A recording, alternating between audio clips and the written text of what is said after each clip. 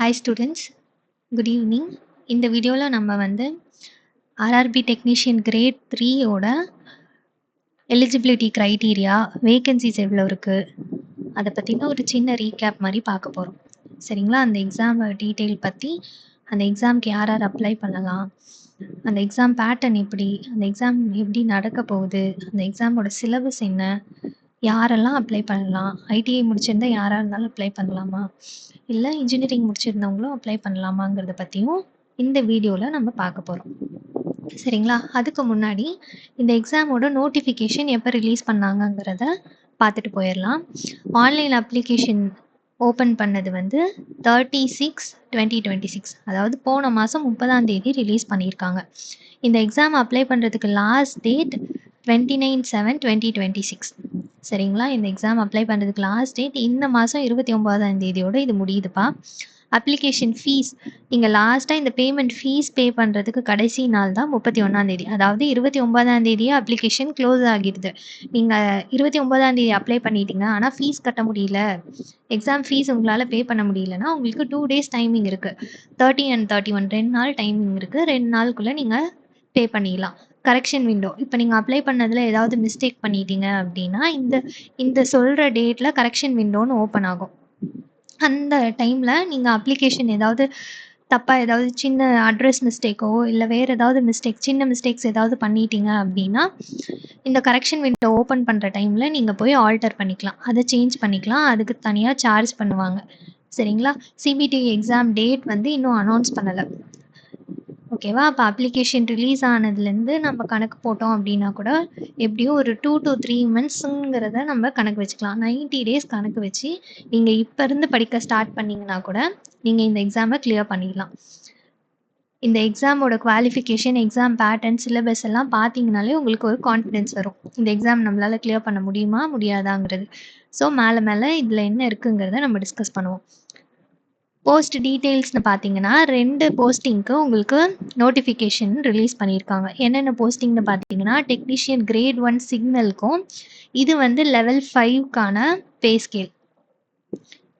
ஓகேவா? இதில் 20,000 plus 29,000 something உங்களுக்கு சேலரி கிடைக்கும்னு நினைக்கிறேன். பேசிக் பேங்கிறது ஒரு 20+ சேலரி கிடைக்கும். டெக்னீஷியன் கிரேட் 3ங்கிறத எடுத்துக்கிட்டிங்கன்னா லெவல் 2, இதில் கொஞ்சம் கம்மியாக தான் கிடைக்கும். 19,000 உங்களுக்கு பேசிக் பே. இப்போ இந்த டெக்னீஷியன் கிரேட் 3 பற்றி தான் நம்ம இந்த வீடியோவில் டிஸ்கஸ் பண்ண போகிறோம். இதில் எவ்வளோ வேகன்சிஸ்னு பாருங்கள். ஆல் ஓவர் இந்தியா உங்களுக்கு 6,234, 6,234 வேகன்சிஸ் இதில் ரிலீஸ் பண்ணியிருக்காங்க. சரிங்களா? அப்போ ரொம்ப பல்க் நம்பர் ஆஃப் வேகன்சிஸ் தான். ஸோ இந்த எக்ஸாமை பற்றி கொஞ்சம் டீட்டெயில்டாக இந்த வீடியோவில் நம்ம டிஸ்கஸ் பண்ணிடலாம். ஏஜ் லிமிட்டுங்கிறத பார்த்தீங்கன்னா லோவர் ஏஜ் லிமிட் 18. நீங்கள் 18 மினிமமாக 18 years கிராஸ் பண்ணியிருக்கணும். Upper age limit 30. இந்த அப்பர் ஏஜ் லிமிட்டுங்கிறது உங்களுக்கு ஏஜ் ரிலாக்ஸேஷன் படி மாறும்.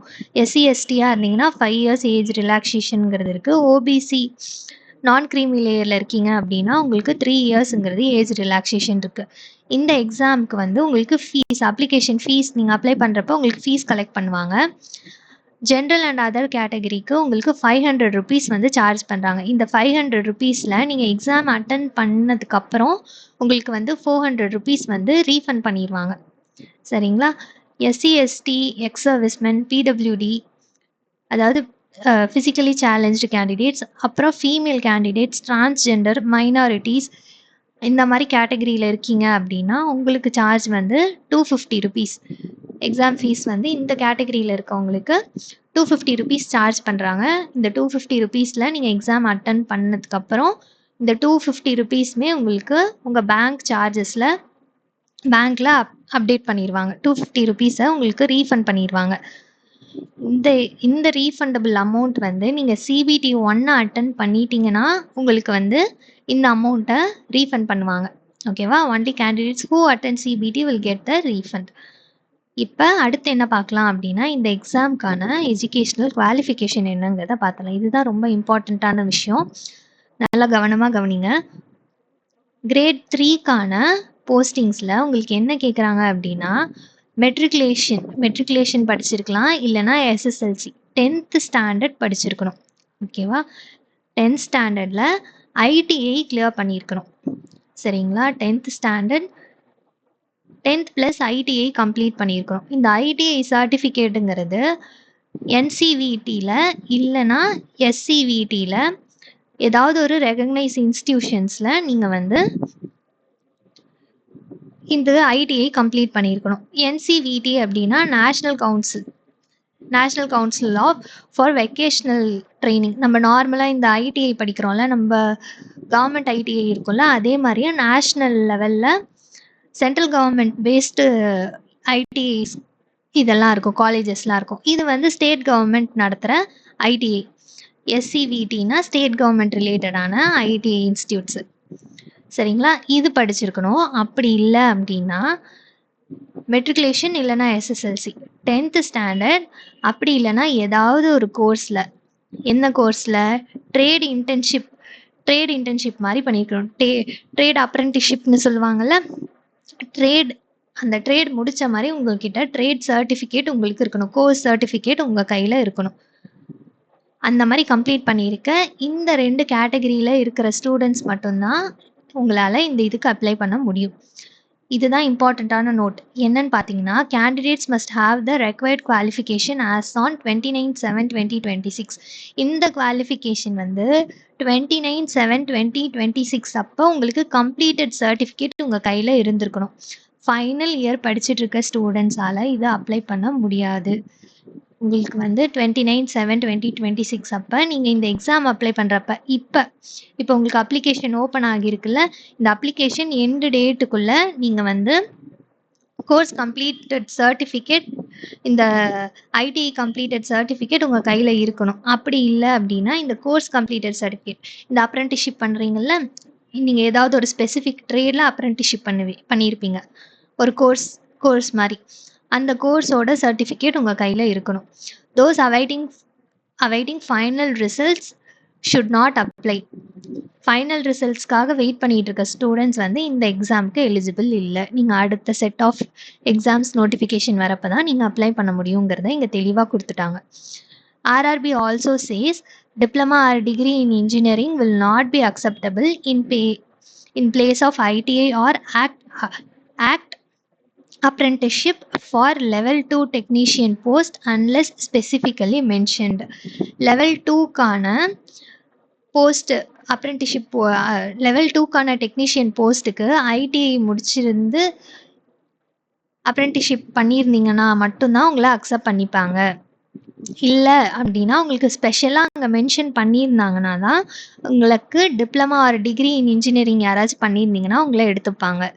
அப்படி இல்லைன்னா ஐடிஐ அப்ரெண்டிஷிப் முடித்தவங்கள மட்டும்தான் எடுத்துப்போம் அப்படிங்கிறத சொல்கிறாங்க.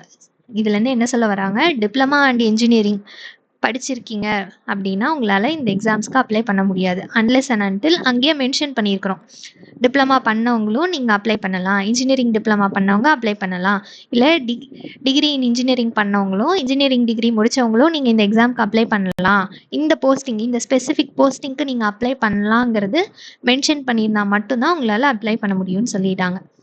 சரிங்களா? அடுத்து பார்த்தோன்னா ட்ரேடு. இப்போ என்னென்ன ட்ரேடுக்கு யாரை உங்களை எலிஜிபிலிட்டி, யாரை உங்களை கூப்பிட போகிறாங்க, எந்த ட்ரேடில் இருக்கவங்க எந்த போஸ்டிங்க்கு நீங்கள் இது பண்ணலாங்கிற ஒரு சின்ன இது கொடுத்துருக்கேன். இது வந்து என்னன்னு பார்த்தீங்கன்னா, இப்போ ரிலீஸ் பண்ண நோட்டிஃபிகேஷன் இதிலிருந்து டீட்டெயில்டாக எடுத்த ஒரு இது. எலக்ட்ரீஷியனாக இருந்தீங்கன்னா எலக்ட்ரிக்கல் ஜிஎஸ் மற்றும் இந்த மாதிரி சில போஸ்டிங்ஸ்க்கு நீங்கள் அப்ளை பண்ணலாம். ஃபிட்டராக இருந்தீங்கன்னா இந்த போஸ்டிங்ஸ்க்கெலாம் நீங்கள் அப்ளை பண்ணலாம். வெல்டராக இருந்தீங்கன்னா இந்த சில ட்ராக் மெக்கானிக்கு, பிரிட்ஜிடு, கேரியர், அப்புறம் இந்த மாதிரியான work shops work, mechanical work shops, இந்த மாதிரியான போஸ்டிங்ஸை அப்ளை பண்ணலாம். இதெல்லாம் போஸ்டிங்ஸ்ப்பா.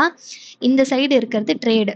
நீங்கள் முடிச்சிருக்க ட்ரேடு அப்ளிகேஷனில் இருக்கா, அதாவது நோட்டிஃபிகேஷனில் இருக்கா அப்படிங்கிறத பார்த்துக்கோங்க ஒன்ஸு. இந்த மாதிரியான ட்ரேட் முடித்தவங்கள தான் இந்த போஸ்டிங்ஸு எடுப்பாங்க அப்படிங்கிறது. ஆர்ஏசி மெக்கானிக்னா refrigerator and air cooling conditioning, இந்த போஸ்டிங்க்கு உங்களை எடுத்துப்பாங்க.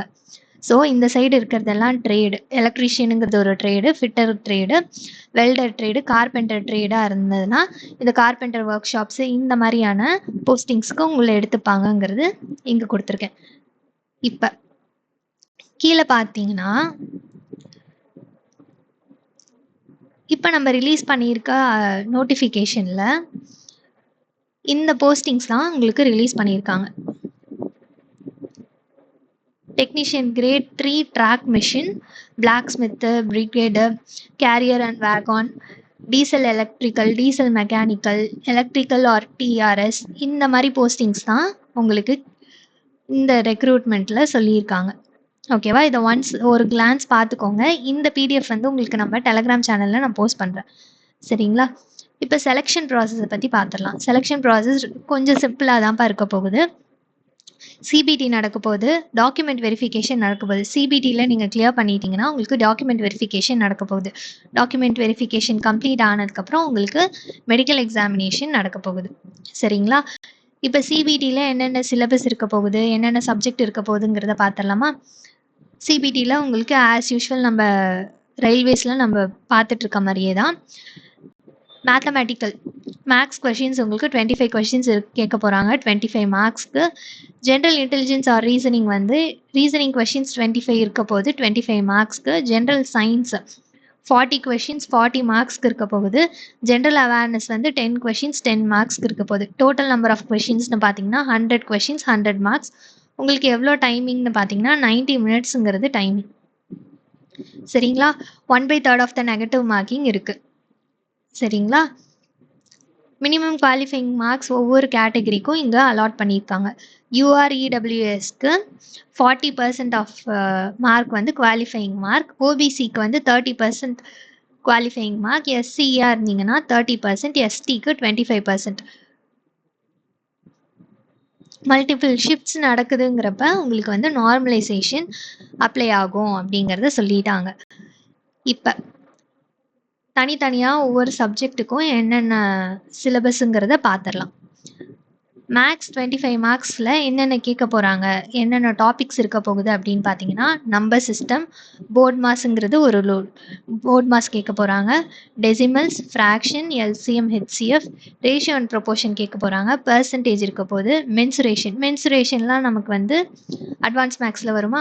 மென்சுரேஷன் கேட்க போகிறாங்க. Time and work, time and distance, simple interest, compound interest, profit and loss, algebra கேட்குறாங்க. இது எல்லாமே உங்களுக்கு வந்து அட்வான்ஸ் மேக்ஸில் வந்துடும். Geometry, trigonometry. அடுத்து எலிமெண்ட்ரி லெவலில் statistics, square root, age, calendar clock.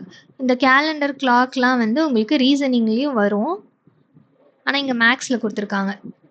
சரிங்களா? ரீசனிங்கான டாபிக் தான் இந்த கேலண்டர் அண்ட் கிளாக். அப்புறம் பைப்ஸ் அண்ட் சிஸ்டம், இதெல்லாம் வந்து உங்களுக்கு மேக்ஸில் கேட்க போகிற டாபிக்ஸ். ரீசனிங்கில் என்ன டாபிக்ஸ் கேட்க போகிறாங்க அப்படின்னு பார்த்தீங்கன்னா analogy, alphabetical series, number series. இதெல்லாம் alphabetical missing series, number missing series. Missing சீரீஸை தான் இப்படி கொடுத்துருக்காங்க. Coding, decoding, mathematical operation, blood relation, syllogism, jumbling, Venn diagram, data interpretation, data sufficiency, conclusion, decision making உங்களுக்கு மெயினாக இருக்க போகுது. Similarities and differences, analytical reasoning, classification, direction, statement argument, statement assumption, statement and கன்க்ளூஷனும் கேட்கறதுக்கு வாய்ப்பு இருக்குது. அதையும் ஆட் பண்ணிக்கலாம். ஸ்டேட்மெண்ட் இங்கே கன்க்ளூஷன் கொடுத்துட்டாங்க பாருங்கள். இது ஆக்சுவலாக statement and conclusion. Statement and கன்க்ளூஷனும் கேட்கறதுக்கு சான்சஸ் இருக்குது. அடுத்து வந்து ஜென்ரல் சயின்ஸ். ஜென்ரல் சயின்ஸில் என்ன கேட்குறாங்க அப்படின்னு பார்த்தீங்கன்னா ஜென்ரல் சயின்ஸோட 40 மார்க்ஸ்க்கு கொஷின்ஸ் கேட்குறாங்க. ஜென்ரலாக இதில் physics, chemistry, life science of 10th level, this the highest weightage. இப்போ என்னன்னா சயின்ஸ் தான் உங்களுக்கு வந்து ஹையஸ்ட் வெயிட்டேஜ் இந்த எக்ஸாமை பொறுத்த வரைக்கும். ஃபிசிக்ஸ் கேட்குறாங்க, கெமிஸ்ட்ரி கேட்குறாங்க, லைஃப் சயின்ஸ்னால் ஒன்றுமே இல்லைப்பா. நம்ம டே டு டே லைஃப்பில் என்னென்ன யூஸ் பண்ணுறோமோ அதோட, இப்போ பேக்கிங் சோடாவோட கெமிக்கல் ஃபார்முலா என்ன, இதோட சயின்டிஃபிக் நேம் என்ன அப்படிங்கிறது தான் கேட்க போகிறாங்க. சரிங்களா? பேக்கிங் சோடா இல்லை நார்மலாக இப்போ டே டு டே லைஃப்பில் யூஸ் பண்ணுறோம்ல, அந்த மாதிரியான கொஷின்ஸ் தான் உங்களுக்கு வந்து லைஃப் சயின்ஸில் இருக்க போகுது. ஓகே. அடுத்து என்ன கேட்குறாங்க, ஜென்ரல் அவேர்னஸில் ஜென்ரல் அவேர்னஸ் 10 மார்க்ஸ்க்கு கேட்குறாங்க. ஜென்ரல் அவேர்னஸில் என்ன கேட்குறாங்க, current affairs, science and tech, sports, culture, personalities, economics, politics and other important topics. Okay, இதில் மோஸ்ட்டாக உங்களுக்கு ஹிஸ்ட்ரி ஜியாகிரஃபியை கவர் பண்ணல. பட் நீங்கள் 10 மார்க்ஸுங்கிறனால எதுக்கும் நீங்கள் கவர் பண்ணிக்கிறது பரவாயில்ல தான். ஓகே, இந்த எக்ஸாமுக்கான ஸ்ட்ராட்டஜி என்னன்னு பார்த்தீங்கன்னா, நம்ம ஆல்ரெடி நிறைய வீடியோஸில் சொல்லிட்டோம். ரீசனிங் அண்ட் மேக்ஸ் தான் உங்களுக்கு இம்பார்ட்டண்ட்டான விஷயமே. ரீசனிங்கும் மேக்ஸ்லேயும் நீங்கள் ஸ்ட்ராங்காக இருந்துட்டீங்க அப்படின்னா, ரீசனிங் எத்தனை மார்க்ஸ்க்கு கேட்குறாங்க, 25 மார்க்ஸ்க்கு கேட்குறாங்க. உங்களுக்கு மேக்ஸ் எத்தனை மார்க்ஸ்க்கு கேட்குறாங்க, 25 மார்க்ஸ்க்கு கேட்குறாங்க. ஸோ இதுவே வந்து உங்களுக்கு 50 மார்க்ஸ் ஆயிடுது. இதில் நீங்கள் ஒரு ஃபுல் மார்க்ஸ் அட்டன் பண்ணுறதுக்கு, ஃபுல் மார்க் கெயின் பண்ணுறதுக்கு தான் நீங்கள் பார்க்கணும். 1 மிஸ்டேக் கூட நீங்கள் விடாமல் பார்த்தீங்கன்னா, ப்ளஸ் இந்த ஜென்ரல் சயின்ஸில் ஒரு 30+, சரி 30னே வச்சுக்கலாம், 80 மார்க்ஸ். நீங்கள் இந்த ஜென்ரல் அவேர்னஸ் பக்கமே போகணுங்கிற அவசியம் இல்லை. இல்லைன்னா இந்த அளவுக்கு நீங்கள் மேக்ஸ்லேயும் ரீசனிங்லேயும் ஸ்ட்ராங்காக இருந்து ஜென்ரல் சயின்ஸ்லேயும் நீங்கள் ஸ்ட்ராங்காக இருக்கீங்க, அட்டன் பண்ணுறது எல்லாமே பர்ஃபெக்டாக இருக்குது அப்படிங்கிற பட்சத்துக்கு தான் நான் இதை சொல்கிறேன். அதுக்காக நீங்கள் ஜென்ரல் அவேர்னஸ் அப்படியே ஃப்ரீயாக விட்டுறணுங்கிறது இல்லை. ஜென்ரல் அவேர்னஸையும் நீங்கள் கம்ப்ளீட் பண்ணணும். இந்த அளவுக்கு ஸ்ட்ராங்காக இருக்கீங்க அப்படிங்கிற பட்சத்தில் இதில் வந்து ஒரு +or -5 ஆகலாம். ஸோ ஒரு +5 கொஷின்ஸ் to 6 கொஷின்ஸ் நீங்கள் அட்டன் பண்ணுறதுக்கு ட்ரை பண்ணலாம். சரிங்களா? ஸோ நீங்கள் ஃபஸ்ட்டு என்ன பண்ணணும் அப்படின்னா, சிலபஸை எடுத்து வச்சுக்கோங்க. உங்களுக்கு டாபிக்ஸ், ரீசனிங்க்கு என்னென்ன டாபிக்ஸ் வருது, ரீசனிங் சிலபஸ் தனியாக எடுத்து வச்சுக்கோங்க, மேக்ஸ் சிலபஸ் தனியாக எடுத்து வச்சுக்கோங்க, ஜென்ரல் சயின்ஸ்க்கான சிலபஸ். இப்போ ஃபிசிக்ஸ் இதுலேயே வந்து பார்த்தீங்கன்னா, ஃபிசிக்ஸ், கெமிஸ்ட்ரி, லைஃப் சயின்ஸ்னு அதில் சப் டாபிக்ஸ் நிறைய இருக்கும். ஆமாங்களா? அதில் சாப்டர்ஸ், ஃபிசிக்ஸில் நிறைய சாப்டர்ஸ் இருக்கும். கெமிஸ்ட்ரியில் பார்த்தீங்கன்னா, கெமிஸ்ட்ரியில் உங்களுக்கு நிறைய டாபிக்ஸ் இருக்கும். லைஃப் சயின்ஸில் உங்களுக்கு நிறைய சாப்டர்ஸ் இருக்கும். அதெல்லாம் கவர் பண்ணிட்டு வாங்க. ரீசனிங்னு எடுத்துக்கிட்டிங்கன்னா, ரீசனிங்கில் உங்களுக்கு நீங்கள் சால்வ் பண்ண உங்களுக்கே நிறைய ஐடியாஸ் வந்துடும். அதே போல் ப்ரீவியஸ் இயர் கொஷின் பேப்பர்ஸை எடுத்து ஃபஸ்ட்டு செக் பண்ணி பாருங்கள். ஃபஸ்ட்டு உங்களுக்கு ஃபர்ஸ்ட் ஸ்டெப் என்னவா இருக்கணும் அப்படின்னா, சிலபஸை எடுத்து வச்சுக்கணும். ஓகேவா? சிலபஸை கையில் எடுத்து வச்சுக்கோங்க. செகண்ட் ஸ்டெப் என்னவா இருக்கணும் அப்படின்னா, பிஒய்க்யூஸை அனலைஸ் பண்ணணும். பிஒய்க்யூஸை எதுக்கு அனலைஸ் பண்ணுறது? பிஒய்க்யூஸை அனலைஸ் பண்ணி இது ரெண்டையும் கம்பேர் பண்ணணும். இதை எதுக்கு கம்பேர் பண்ணுறது அப்படின்னு பார்த்தீங்கன்னா, வெயிட்டேஜ் கண்டுபிடிக்கிறதுக்கு.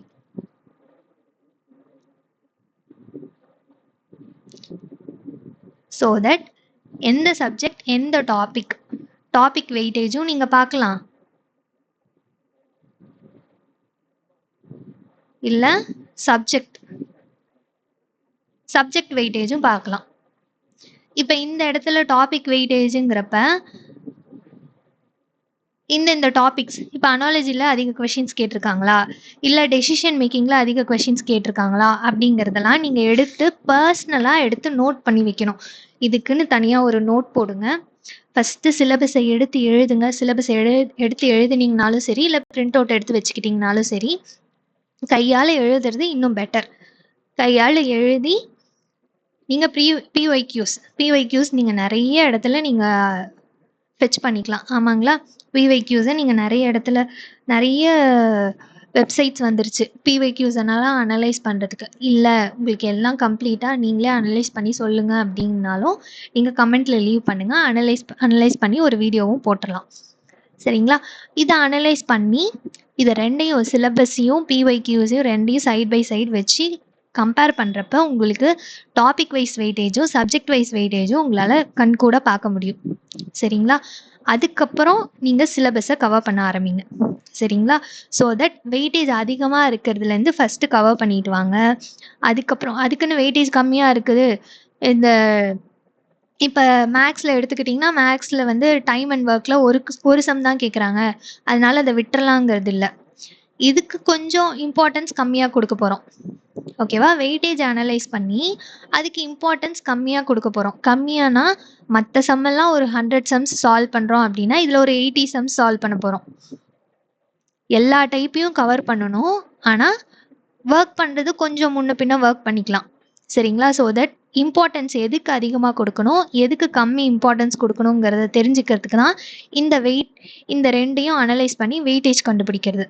சரிங்களா?